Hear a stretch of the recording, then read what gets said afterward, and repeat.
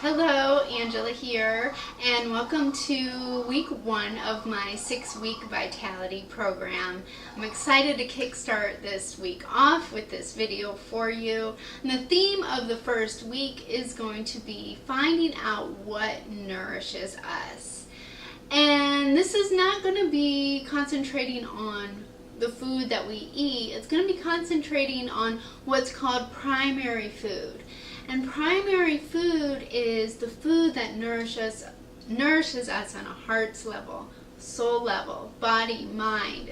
So primary food is just that. A few examples are your relationships, your career, spirituality, physical activity, joy in your daily life. So that's just a few examples of finding out what really nourishes us on a soul level. That's primary food. Secondary food is the food we have on our plates, the food and water we ingest. And this is so important, so important, but we're not going to focus on that today because it's secondary food. And what was found out through science and through my own life and my own experiences, that you can eat the most perfect, most healthy diet out there for your body, and it may not be enough. In fact, it's not enough to keep you completely healthy and happy and nourished if you don't have the primary food. So the goal here is to really raise up the primary food, to really find out what nourishes us, and to nourish what nourishes us, so we can manifest it in our daily life. So we're going to let the secondary food go for now, but just know that is very important also. But focusing on primary food, focusing on what nourishes us. This is going to be the theme for week 1. And in my group, we're going to make a list of things that nourish us as a group and as individuals. And I'll also be sharing some of the things that I have found that nourish me on a deep level. And this can kind of help get the ball rolling. So for you that cannot join me in my group, I would like to invite you to get a journal out, get a piece of paper out, and write down what nourishes you on a soul level, heart, mind, body. Those things that make us come alive, those things that make us want to live, those things that make us jump up, lift up. That's what nourishes us. So really taking some time and finding out what truly nourishes you. It's worth your time. So then once we know what nourishes us, we need to, like I said before, nourish what nourishes us. Okay, so it can grow. And along the way of finding out this nourishment and how to make it grow, there will be obstacles. There's always some obstacles in between there. And so we're going to need to find some awareness around those obstacles. And those obstacles don't nourish us, right? So finding out what does, finding out what doesn't nourish us. Those are going to be the obstacles.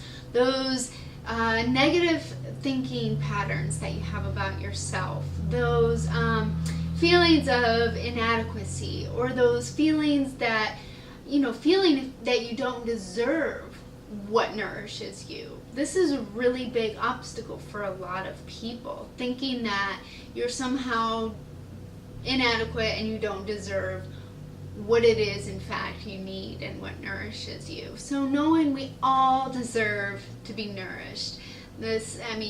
Our interactions with others can be better if we are nourished. Everything can be better if we are nourished. Our work life, our relationships, our family life, our social life, and just our health, which is huge. And this really came alive for me when I started nursing school. And I had to reevaluate my primary food because my time was crunched and I was very stressed. So my primary food had to come up and I had to really make time for this. But I didn't. I disregarded it completely because I had things to do. Well, I learned the very hard way through a lot of illness and a lot of issues that eating a perfect healthy diet in a very stressful time in my life with no primary food was not a good idea. So I learned it the hard way, and I want you to know that keeping primary food in your life at all times is crucial, and you may have to reevaluate if your life circumstances change, you are now in a new job, or you just had a baby. Things change, and we need to reevaluate everything and find time for that primary food. Find time for true nourishment, even if it's only a little bit. It has to be daily, okay? Even if it's just for 5 minutes. All right, I know we're all so busy, but finding what nourishes us, finding what doesn't nourish us, and getting rid of some of those obstacles, some of those old beliefs that are simply just not true. So some of those old beliefs we may have acquired, throughout our lives. Maybe someone told us something that we've been hanging on to. Maybe we've been telling us something that we've been hanging on to that's simply not true and is not helping us in any way, okay? One example, I used to think that in order to be strong, I shouldn't ask for help. And strong people don't ask for help. Well, this is a very untrue belief, and I had to learn the hard way from this as well. And I had to just get rid of that belief altogether. I just got rid of it. When I was ready, the belief was gone. So my belief was, I am strong, I do not need help. Changed to, I am strong and I know when to ask for help. And when you can change this, it is so liberating. It is so transformational. You really come into empowerment, and the abundance of what you're looking for appears. You may have to look for it a little bit, but it's there. The abundance of help, in my case, was there when I was ready for it, when I was open to it. So whatever you need, knowing that it can be reached, and there's so much support out there, and just keeping open and making your mind aware of those negative, reoccurring, true, untrue beliefs that you may have. Okay, so like I said, in my group, we'll make a list of finding out what nourishes us, finding out what doesn't nourish us, and then finding those obstacles, those false beliefs, those kind of comfortable negative beliefs that we get into. Sometimes it feels like the safe zone somehow. And this is true for probably everyone for a few things, but we've got to notice these safe zones that our ego wants to stay in, and find a way to know that we are safe by moving forward. We are safe by transforming. We are safe by letting these negative beliefs, thoughts, patterns, habits go. So we will be supported when we can break through, step forward into our wholeness, manifest it in our daily lives. Okay, so this is what week 1 is all about. And I hope to see a lot of you for my group program. For those of you who cannot make it, I wanted to support you with this video. And like I said, do some journaling. You can figure out some of this, many of this on your own. So best of luck to you. And I also want to encourage you to look at my Yin Yoga videos on the YouTube channel. Yin Yoga is going to be incorporated into my group program this week also, because what it really does to tie all this in together, we're holding poses for 5 minutes long, and they're not difficult poses. Most of them are restorative type poses or a nice deep stretch, nothing intense.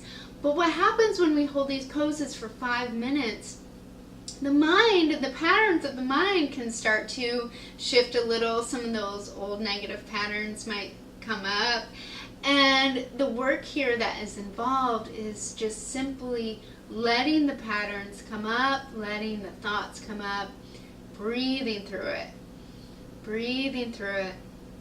noticing it, acknowledging it, not pushing it away or resisting. We're accepting. Yin Yoga is all about acceptance, softening, okay? And expansion. So we soften into what is, we accept what is, and we breathe. And on each exhale, we start to let it go. And when it's ready, when those negative thought patterns are ready to go, they will go. So that's why we hold the poses for 5 minutes. And it really ties in beautifully with this, because it's where we can start to let go of our obstacles, start to let go of the things that do not nourish us in our life.